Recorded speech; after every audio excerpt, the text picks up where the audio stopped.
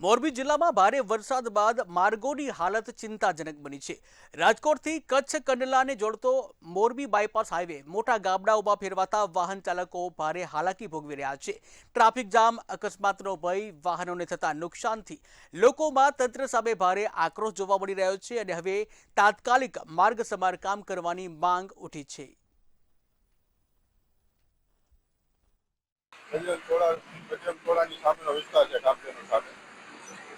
આ રોડ રહ્યો એ કંડલા હાઈવે જેવું કઈ આમાં છે નહીં। રોજના એટલે એક્સિડન્ટ થાય છે, રોજની એટલી ગાડીઓના બમ્પર તૂટે છે, રોજ છોકરાઓને મેકવા લેડીઝો સવારે સ્કૂલે જાય છે, એટલી પડે છે, છોકરાઓને એટલી ઈજાયું થાય છે। સામે આ જે ગણેશભાઈ ડાભીનો બંગલો છે, કોર્પોરેટર છે અત્યારે મોરબી મહાનગરપાલિકાના, જેનું મેયર પદમાં નામ હતું ઈ કોર્પોરેટર છે।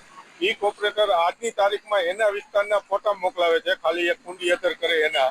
તો આ એના ઘર સામે આવડા ખાડાથી આટલા છોકરાઓ અહીંયા રોજ પડે છે, આટલી ગાડીઓના નુકસાન થાય છે।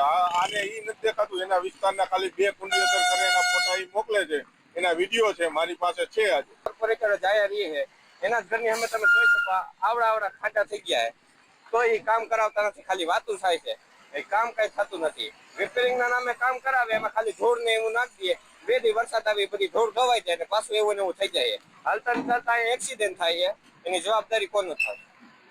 હવે ગમે તે અજાણ્યા માણસો અહીંથી જતા હોય, વરસાદમાં ખાડો હોય, પાણી ભરેલું હોય, તો અહીંયા એના બમ્પર તૂટી જાય ગાડીના, હાલતા ચાલતા નવી ગાડી બમ્પર તૂટી ગયા હોય।